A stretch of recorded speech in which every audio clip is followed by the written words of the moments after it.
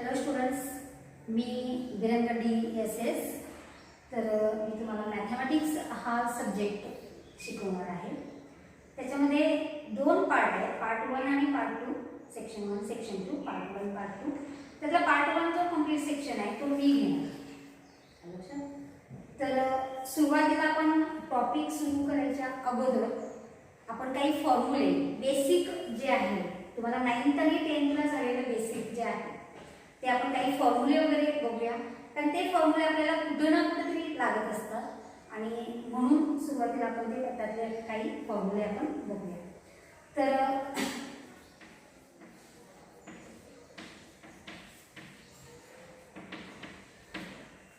Mathematics आणि part 1 तुम्ही घेणार आहे बरं का. तर टॉपिक सुरू करायच्या अगोदर मी फॉर्म्युले घेणार. त्यातल्या फॉर्म्युलेमध्ये तुम्हाला काही झालेले सगळे फॉर्म्युले झालेलेच आहेत, लक्षात आलं. तर इथं तुम्हाला फॉर्म्युले घेत असताना पहिला जो फॉर्म्युला आहे तो घेऊया आपण. a + b bracket square, a + b bracket square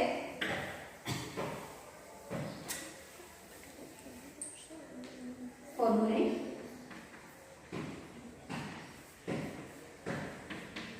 पहिला फॉर्म्युला जो आहे तो बघा, a + b ब्रॅकेट स्क्वेअर. सगळे फॉर्म्युले तुम्हाला झालेले आहेत, लक्षात.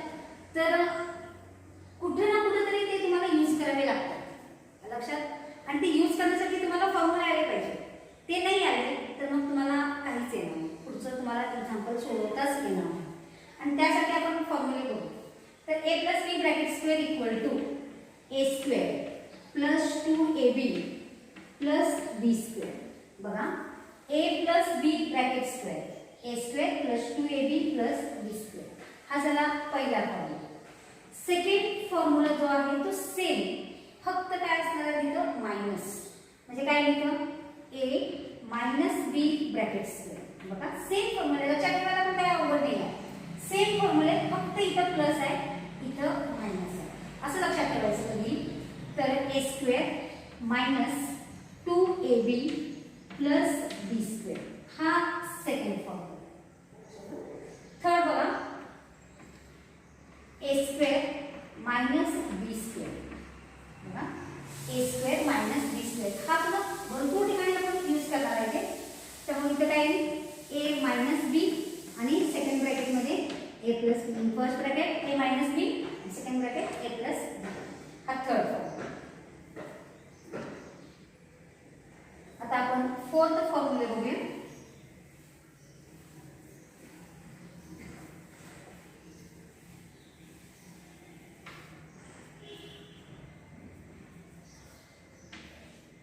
a + b bracket cube. बघा, आता मगाशी आपण सगळं बघितलं ते स्क्वेअरचे फॉर्म्युले बघितले.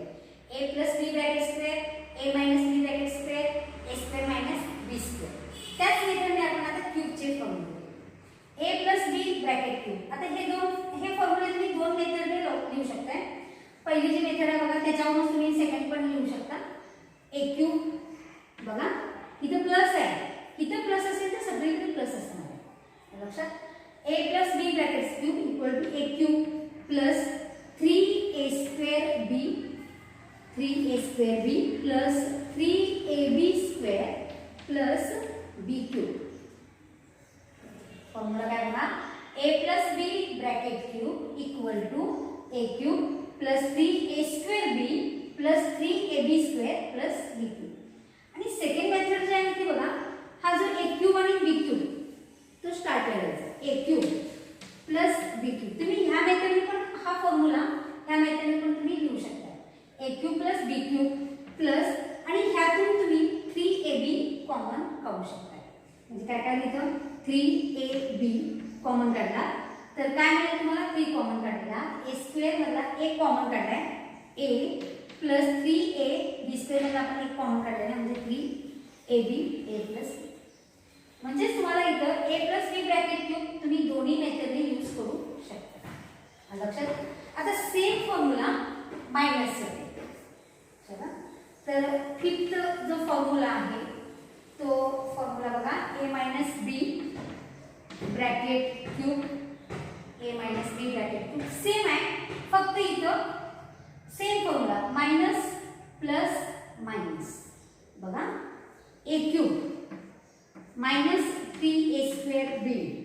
प्लस 3ab स्क्वेअर आणि मायनस बी क्यूब.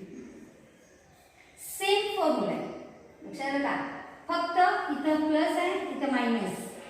प्लस म्हणजे अल्टर चेंज करायचं, मायनस प्लस मायनस. लक्षात आलं? आता ह्या मेथडने लिहायचं म्हटलं तर तुम्हाला काय मिळेल? हा ए cube minus b cube minus, आता मी इथे मायनस कॉमन काढणार आहे बघा. हा ए क्यूब लिहिला, हा बी क्यूब मायनस 3ab कॉमन काढायचा. आता इथं मायनस कॉमन काढल्यानंतर तुम्हाला काय मिळेल? तर 3 ए स्क्वेअर मध्ये आपण एक कॉमन काढलेला आहे, सॉरी 3 येणार नाही, 3 कॉमन काढला, 3ab यातला फक्त ए राहील तुम्हाला. मायनस प्लस काय होईल? मायनस, कारण ब्रॅकेटच्या बाहेर मायनस आहे. मायनस 3a कॉमन काढलेला आहे, बी स्क्वेअर मध्ये आपण बी कॉमन काढले, त्यामुळे इथे काय मिळालं तुम्हाला? लक्षात आलं? ह्या मेथडने तुम्हाला इथं हा a plus B bracket cube आणि a minus B bracket cube तुम्ही ह्या दोन मेथडने तुम्ही लिहू शकता. लक्षात आलं? हे लक्षात नाही आलं, हे लक्षात नाही आलं तर तुम्ही ह्या मेथडने किंवा हे, आणि हे लक्षात ठेवायला सोपं आहे बघा. a cube plus b cube plus 3ab in bracket a plus b, आणि ते सगळं मायनस आहे बघा, मायनस मायनस बघा, मायनस मायनस मायनस. लक्षात आलं? तर इथं आपण फिफ्थ फॉर्म्युला बघूया. नेक्स्ट फॉर्म्युला जो आहे तो a plus a cube plus B cube आणि a cube minus b cube.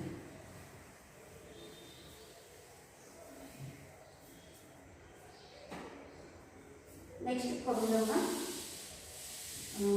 Sixth a cube plus B cube. हा फॉर्म्युला लिहिला. A cube plus B cube म्हणजेच काय बघायचं? फर्स्ट ब्रॅकेटमध्ये A plus B in first bracket. First ब्रॅकेटमध्ये काय द्यायचं आपण इथं? A plus B. इथं बघा ए क्यूब, आता लक्षात ठेवत असताना कॅटनेस लक्षात ठेवायचं. A cube plus B cube, A plus B first bracket. Second ब्रॅकेटमध्ये A square minus A B plus B square. बघा A cube plus B cube equal to A plus B first ब्रॅकेटमध्ये. सेकंड ब्रॅकेटमध्ये A square minus A B plus B square. म्हणजे इथं minus असतो आणि इथं मायनससाठी same आहे, फक्त साइन्स तेवढं वेगळे असणार. आता सेवन्थ फॉर्म्युला बघा, A cube minus b cube, A cube minus b cube. तर फर्स्ट ब्रॅकेटमध्ये मी तुम्हाला म्हणून सांगितलं ए प्लस बी, इथं काय येणार? फर्स्ट ब्रॅकेटमध्ये ए मायनस बी, हा A minus B in first bracket, first ब्रॅकेटमध्ये घेतला. सेकंड ब्रॅकेटमध्ये सेम येणार, फक्त इथं मायनस इथं फर्स्टला येणार आणि इथे प्लस येणार. A square plus A B plus B square.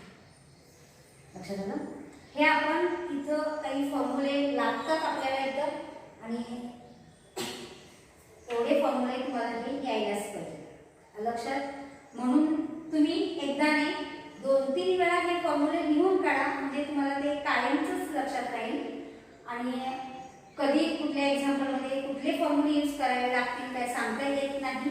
फक्त कुठले यूज बघा, ते ए क्यूब प्लस बी क्यूब हा अशा टाईपचं एक्झाम्पलमध्ये असेल तर सरळ तुम्ही हा फॉर्म्युला यूज करायचा, म्हणजे ह्या मेथडने तुम्ही यूज करू शकता. त्यासाठी तुम्हाला फॉर्म्युले यायलाच पाहिजे, त्याला पर्याय नाही आहे.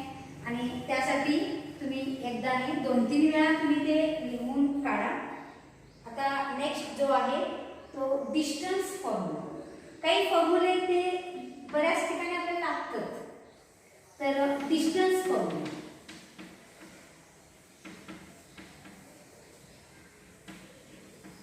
डिस्टन्स फॉर्म्युलामध्ये बघा आपल्याला इथं समजा ए चे कोऑर्डिनेट्स आपल्याला x1 y1 दिलेले आहेत. बघा ए चे कोऑर्डिनेट्स आपल्याला x1 y1 दिलेले आहे, बी चे कोऑर्डिनेट्स आपल्याला x2 y2 दिलेले आहे. कशाला? x2 y2 आपल्याला दिलेलं आहे. तर इथं distance AB equal to root झालेला आहे सगळं तुम्हाला 10th ला वगैरे झालेला आहे. डिस्टन्स फॉर्म्युला स्लोप काढण्यासाठी सगळं घ्यायचं आपल्याला इथं. तर AB इक्वल इक्वल टू काय घ्यायचं आपण इथं x2 - x1 bracket square x2 - x1 bracket square plus y2 - y1 bracket square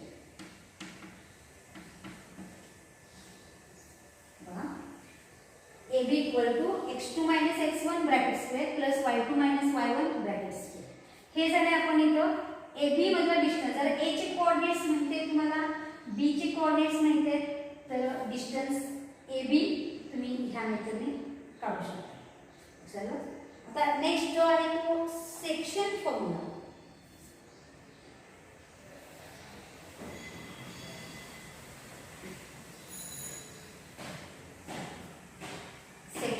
formula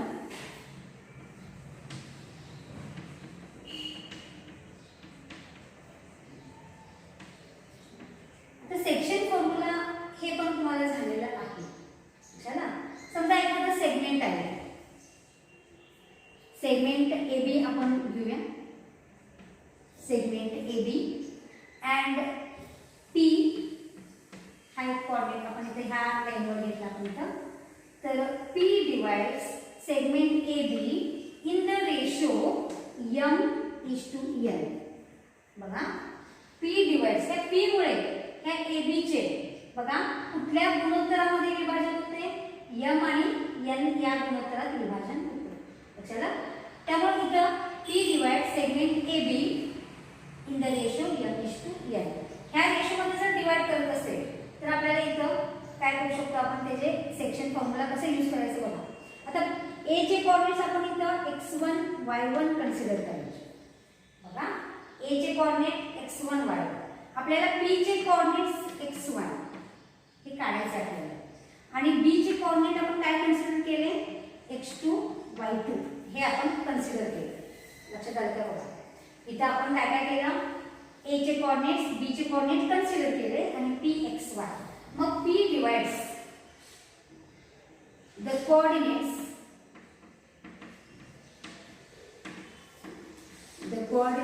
of Pxy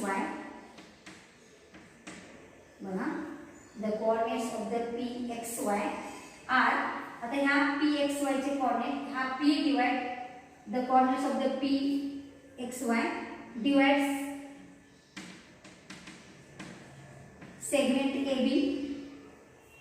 segment AB in the ratio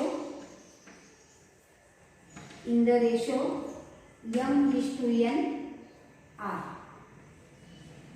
the coordinates of the Pxy divide segment AB बघा P हा AB ला divide करतो कुठल्या ratio मध्ये divide करतो m:n ह्या ratio मध्ये तो काय करतो डिवाइड करतो देन काय म्हणतो x इक्वल टू आता इथे बघा ह्या P चे कोऑर्डिनेट्स लिहित असताना x इक्वल टू बघा आपल्याला P चे कोऑर्डिनेट्स काढायचे mx2 प्लस nx1 झालेलं आहे सगळं हे आणि इथं m प्लस n आणि y equal to my2 plus ny1 upon m plus n same formula बघा इथे बघा x म्हणजे इथं पहिल्यांदा mx2 plus nx1 upon m plus n आणि second my2 plus ny1 upon m plus n इथे same इथे x असेल तर इथे x2 x1 y असेल तर y2 y ह्या मेथडने हे झालं आपण इथं section formula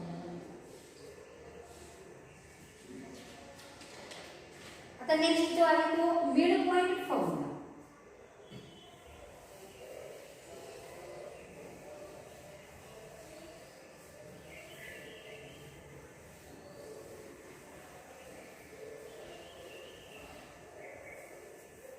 mid point formula 10th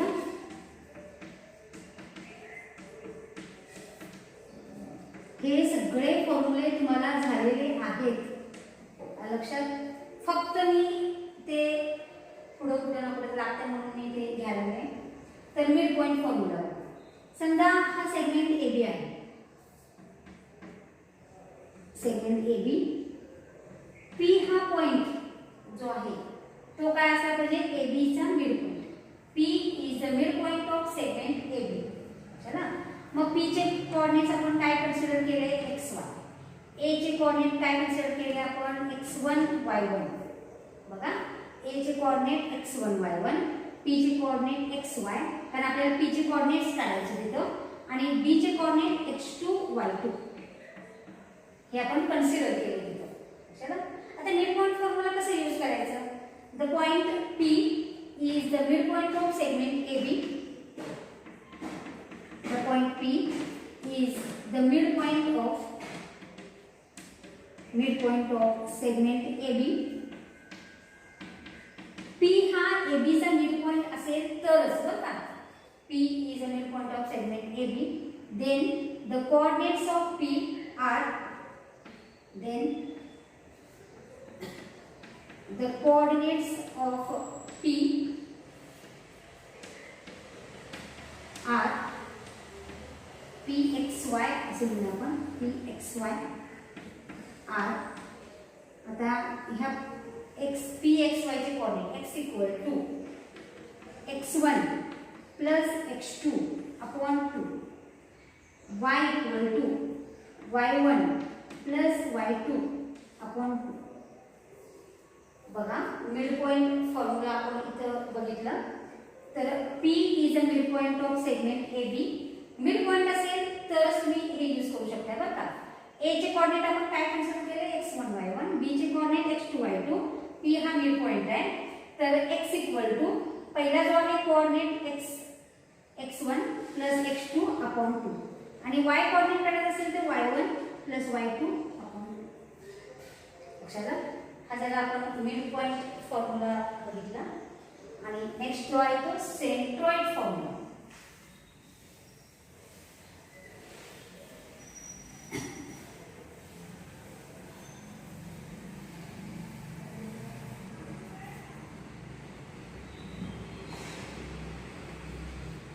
आता सेंट्रॉइड फॉर्म्युला मध्ये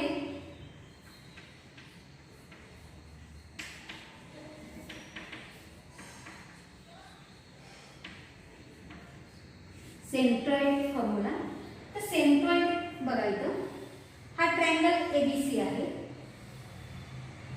बघा व्यवस्थित हा ट्रायंगल एबीसी घेतला आपण इथे नाव देऊया आपण ए बी आणि सी एबीसी हा ट्रायंगल घेतला एडी हा मीडियन आहे इथं बघा एडी हा मीडियन आहे इथं आपण जी हा सेंट्रॉइड आहे लक्षात जी हा सेंट्रॉइड आहे आणि तिथं आपण काय कन्सिडर केलं xy कन्सिडर केलं ए चे कोऑर्डिनेट्स काय कन्सिडर करायचे आपण x1 y1 बघा ए चे कोऑर्डिनेट आपण काय कन्सिडर केले x1 y1 बी चे कोऑर्डिनेट आपण काय कन्सिडर केले x2 y2 आणि थर्ड बघा x3 y3 हे आपण कन्सिडर करायचे ए चे coordinate x1 y1 x2 y2 आणि सी चे कोऑर्डिनेट x3 y3 आणि जी हा काय असला पाहिजे सेंट्रॉइड लक्षात आलं तर इथं जी चे कोऑर्डिनेट आपण xy कन्सिडर केले आणि एडी हा मीडियन आहे आता मीडियन याचा अर्थ काय डी हा BC चा मिड पॉइंट असला पाहिजे लक्षात आलं तर इथं आपण सेंट्रॉइड फॉर्म्युला बघा पहिल्यांदा आपण कोऑर्डिनेट्स कन्सिडर करूया late A x1 y1 B x2 y2 and C x3 y3 अच्छा G xy be the centroid पहिल्यांदा आपण segment AD is a median हे सांगते म्हणजे तुम्हाला इथं कळायला पाहिजे आपण सेंट्रॉइडचा फॉर्म्युला कसा यूज करायचा इथं हा एडी हा मीडियन असतो लक्षात आता एडी हा मीडियन असेल तर द कोऑर्डिनेट ऑफ जी म्हणजे सेंट्रॉइड जी xy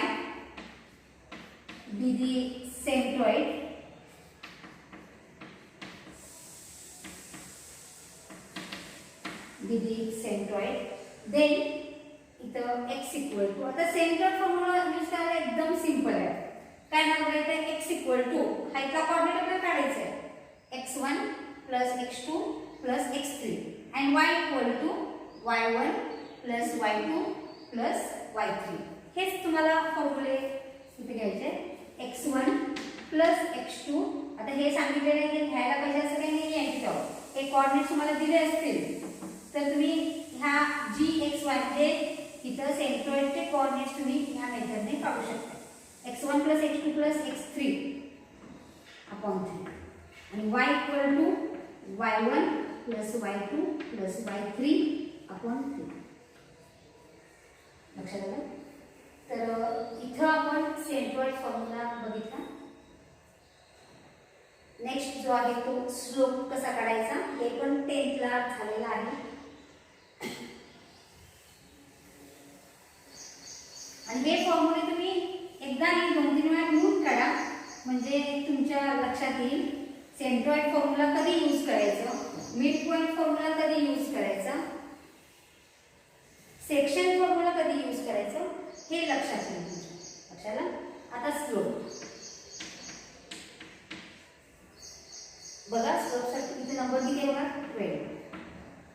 आता स्लोप साठी बघा तुम्ही 2 फॉर्म्युले यूज करू शकता. ज्यावेळेला तुम्हाला अँगल दिला असेल, ज्यावेळेला तुम्हाला अँगल सगळं झालेलं आहे बघा, हे सगळं बेसिक आहे तुम्हाला तुमच्यासाठी हे. आणि इथं जर अँगल दिला असेल तर तुम्ही स्लोप कसं काढायचं बघा. स्लोप इक्वल टू, स्लोप साठी आपण कुठलं लेटर यूज करतो m. लक्षात? Slope equal to m equal to tan theta. हा झाला पहिला फॉर्म्युला. लक्षात? हा झाला पहिला फॉर्म्युला.